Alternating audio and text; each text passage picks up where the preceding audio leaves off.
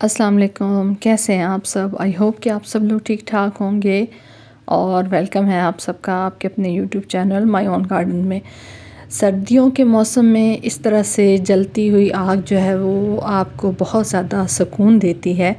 और आप अगर आग के नज़दीक बैठे हों तो सर्दी की जो शिद्दत है उसको भी आप काफ़ी हद तक उस पर भी काबू पा लेते हैं। और अगर हम थोड़ा सा अपने बचपन में जाएं और अगर आप लोगों का ताल्लुक़ देहात से है तो जब आप गांव में जाते थे देहात में, ख़ास तौर पे शाम के टाइम पे सर्दियों के मौसम में, तो इस तरह से एक कच्चा कमरा होता था आग जलाने वाला। वहाँ पे सारे जो है वो इकट्ठे होके बैठते थे, गपशप लगाते थे। तो वो भी बहुत अच्छी जो यादें हैं बचपन की, उनमें ये भी चीज़ शामिल है। लेकिन आज हम बचपन की यादों को ताज़ा नहीं करेंगे, बल्कि आज हम ये चीज़ देखेंगे कि जो आग हम जलाते हैं किसी भी पर्पज़ से, चाहे अब इन दिनों में जो है वो गैस के काफ़ी सारे प्रॉब्लम्स होते हैं, कुछ लोग सिलेंडर इस्तेमाल करते हैं, कुछ चाहे वो लकड़ियों की आग जलाते हैं। तो आज हम बात करेंगे कि जो हम आग जलाते हैं लकड़ियाँ वगैरह या उपलों की भी अगर आग जो है वो आप जलाते हैं तो उसकी जो राख बच जाती है उसको आप किस तरीके से अपनी जो गार्डनिंग है उसके अंदर यूज़ कर सकते हैं। मैं जो आज आग जला रही हूँ उसमें लकड़ियाँ तो शामिल हैं ही हैं, लेकिन जब मैं इकट्ठी अक्सर मैं वीडियोस में आप लोगों के साथ शेयर करती हूँ कि मैं नारियल के जो टुकड़े लेके आती हूँ या नारियल की जो छाल बाज़ार का अगर चक्कर लगे तो मैं लेके आती हूँ, तो उसी छाल के अंदर जो इसके सख्त शेल होते हैं कोकोनट के वो भी होते हैं। और उनके ऊपर भी मैं आप लोगों के साथ वीडियो शेयर कर चुकी हूँ कि किस तरीके से आप उनको एज अ प्लांटर भी यूज़ कर सकते हैं। लेकिन जो बहुत छोटे छोटे पीसेस होते हैं उनको आप जला के उसकी राख तैयार करें और उसकी राख को आप अपने गार्डन के अंदर इस्तेमाल करें। तो शाम का टाइम था और मैंने भी इन तमाम जो सख्त शेल थे उनको जो है वो अलग किया, जो नारियल के बाल थे उनसे अलग करके उनको मैंने यहाँ पे जलाया। और आप यकीन करें कि जिस टाइम पे मैंने ये आग छत के ऊपर जलाई हुई थी तो इतनी ज़्यादा उसकी हिद्दत थी कि वीडियो बनाते हुए मुझे 2 से 3 जो है वो क्लिप्स में इन वीडियोस को बनाना पड़ा, क्योंकि डर ये था कि जितनी शिद्दत से उस आग की हरारत थी, वैसे अगर आप नॉर्मल लकड़ियाँ जलाते हैं तो इतनी हिद्दत नहीं होती, लेकिन अब इस टाइम पे क्योंकि आग को सारे जो मैंने पीसेस थे नारियल के वो जला लिए थे, तो अभी इस टाइम पे भी इसकी हीट काफ़ी ज़्यादा थी। और उस हीट को मैंने उस टाइम पे तो एंजॉय बहुत किया कि मुझे सर्दी नहीं लग रही थी उसके पास बैठे हुए। लेकिन ये है कि इसको आपने एज़ इट इज़ इस्तेमाल नहीं करना, यानी अगर ये जलता जलता ही हो तो आप इसको जो है ना वो प्लांट्स के अंदर या मिट्टी के अंदर डालना शुरू कर दें। इसकी राख बनने का आपने इंतज़ार करना है। तो ये शाम के टाइम पे मैंने किया था और सुबह जब मैं वहाँ पे गई तो फिर मैंने जो है वो उसको इकट्ठा किया और निकाल के उसको मैंने शॉपर में डाला और फिर मैं अपने गार्डन के अंदर लेके आई। तो इस्तेमाल करने से पहले एक चीज़ याद रखिएगा कि इसको आपने एज़ इट इज़ इस तरह से गरम गरम यूज़ नहीं कर लेना। जब वो अच्छे से ड्राई हो जाए तो तब आपने इसको यूज़ करना है। और इसको यूज़ किस तरीके से करना है, इसको आप पेस्टिसाइड के रूप में भी यूज़ कर सकते हैं, फंजीसाइड के रूप में भी यूज़ कर सकते हैं, उसके अलावा इंसेक्टिसाइड के रूप में भी और फर्टिलाइज़र के रूप में भी। तो इतने सारे इसके यूज़ हैं। और अगर इस तरह से आपके गार्डन के अंदर खूबसूरत फ्लावर्स खिल रहे हों तो उन फ्लावर्स को खिलने में जो कुछ चीज़ें मदद करती हैं उसमें जो है वो ये राख भी शामिल है। तो इसके अंदर जो है वो रिच सोर्स है पोटेशियम, कैल्शियम, मैग्नीशियम और फास्फोरस का।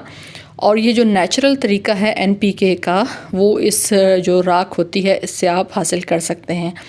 अगर आप जो है वो अपनी सॉइल को उसका pH लेवल अच्छा करना चाहते हैं, बढ़ाना चाहते हैं, तो आप इसको ज़रूर अपने गार्डन के अंदर अपने प्लांट्स के अंदर इस्तेमाल करें।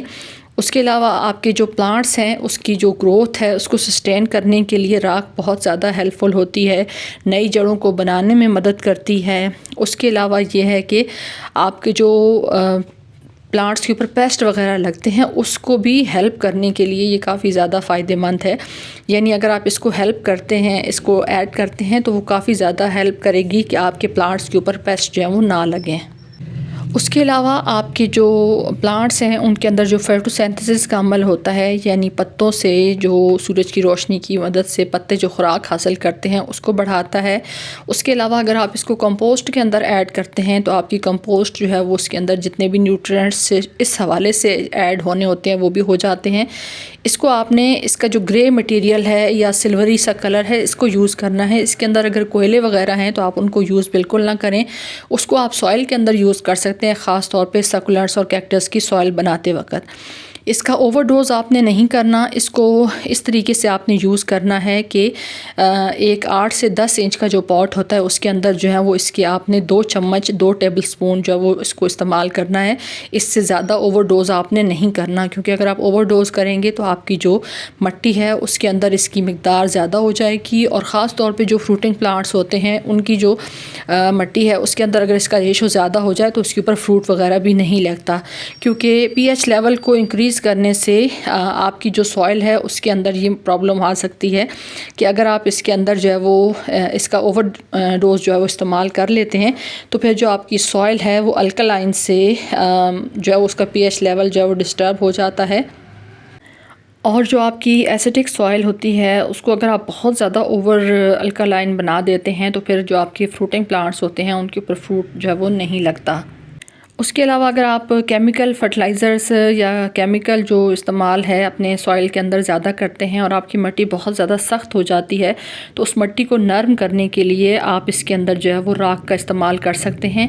लेकिन एक चीज़ याद रखिएगा कि इसका आपने ओवरडोज़ नहीं करना है।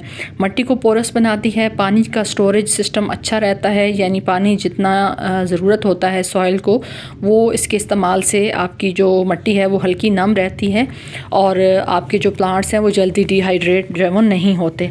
उसके अलावा ये है कि आप इसको जो है वो किस तरह से ले सकते हैं। आप बाज़ार से कोयले ले आएँ, उससे भी आप इसको बना सकते हैं। अपने इर्द गिर्द कहीं अगर आपको लकड़ियों का जो गोदाम वगैरह होते हैं जहाँ पे लकड़ियाँ की चराई होती है वहाँ से अगर आप लकड़ियाँ ले के आएँ, उन लकड़ियों को जला के भी कर सकते हैं। और अगर आपके इर्द गिर्द कहीं पे डेयरी फार्म्स हैं वहाँ से अगर आप इसके ओपले अगर आपको मिलते हैं तो ओपलों की भी आप राख बना सकते हैं। वो भी बहुत ज़्यादा रिच सोर्स होता है इन तमाम न्यूट्रिएंट्स का जो मैं स्टार्ट में आप लोगों को बता चुकी हूँ। लेकिन ये है कि इसका आपने इसको फर्टिलाइज़र के रूप में किस तरह से देना है कि एक अमाउंट आपने करनी है कि 2 टेबल स्पून आपने 1 लीटर पानी के अंदर डाइल्यूट करके तमाम प्लांट्स को देना है। ख़ास तौर पे अगर आपके प्लांट्स जो है वो आपने रिसेंटली ट्रांसप्लांट किए हैं तो नए पॉट के अंदर जो है वो रूट्स का सिस्टम अच्छा बनाने के लिए इसको आप एज अ लिक्विड इस्तेमाल करेंगे तो आपके जो प्लांट्स हैं ट्रांसप्लांटिंग के शौक से भी निकलेंगे और नए पॉट के अंदर उनकी जो रूट्स हैं वो भी अच्छे से डेवलप होंगी। इसको अगर एक दफ़ा आपने पॉट के अंदर इस्तेमाल कर लिया है तो 6 माह से 1 साल के बाद आप इस्तेमाल करें। इसको बहुत जल्दी आपने इस्तेमाल नहीं करना, वरना इसकी जो हीट है उसकी वजह से आपके जो प्लांट्स हैं वो जलना स्टार्ट हो जाएंगे और आपके प्लांट्स ख़त्म हो जाएंगे। उसके अलावा ये बेस्ट फंजीसाइड भी है। अगर आपकी सॉइल के अंदर या प्लांट्स के अंदर जो है वो फंगस बहुत ज़्यादा एक्टिव है तो उस फंगस को भी ख़त्म करती है। आप इसका जो है वो 1 टेबल स्पून जो है वो आप अपने एक पॉट के हिसाब से डाल सकते हैं। इसको डालने के बाद आप अच्छे से गोडी कर दें तो आपकी जो सॉइल के अंदर फंगस मौजूद होगा ये उसको ख़त्म कर देगी। उसके अलावा ये कीड़ों को भी ख़त्म करती है और क्योंकि इसके अंदर नेचुरली नमक मौजूद होता है तो अगर आप इसको अपने सॉइल के अंदर भी इस्तेमाल करते हैं, एज अ स्प्रेयर भी इस्तेमाल करते हैं, यानी 1 टेबल स्पून अगर आप पानी के अंदर डाइल्यूट करके उसका स्प्रे करेंगे तो इसके अंदर जो कुदरती तौर पे नमक मौजूद होता है उसकी वजह से जो आपके कीड़े हैं वो भी आपके प्लांट्स के ऊपर अटैक नहीं करते। उसके अलावा ड्राई फॉर्म में भी आप एक दफ़ा स्प्रे कर दें, पानी का सिंपल पानी का स्प्रे करें और उसके बाद ऊपर से आप इसको ड्राई फॉर्म में इस वुड ऐश को या ओपलों की राख को या नारियल के टुकड़ों की राख को अगर आप उसके ऊपर जो है वो स्प्रिंकल कर देते हैं तो कीड़े जो हैं वो आपके प्लांट्स के नज़दीक नहीं आते। उसके अलावा ये है कि जो स्लग्स और स्नेल्स का इशू होता है ख़ास तौर पे वो भी अगर आपके प्लांट्स के अंदर या गार्डन के अंदर काफ़ी ज़्यादा एक्टिव हैं तो उनको भी ख़त्म करने के लिए आप इसको इस्तेमाल कर सकते हैं।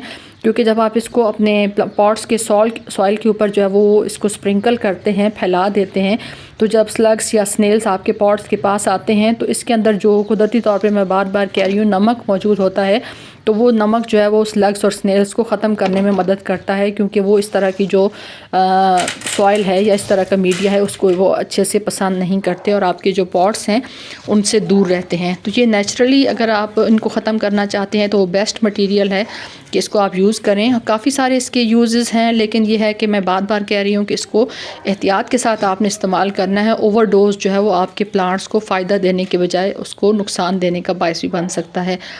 अगर आपको ये मेरी शेयरिंग, ये वीडियो इन्फॉर्मेटिव लगे तो मेरी वीडियो को लाइक कर दें। चैनल पे फर्स्ट टाइम आ रहे हैं तो चैनल को सब्सक्राइब कर दें। Thanks for watching. अल्लाह हाफिज़।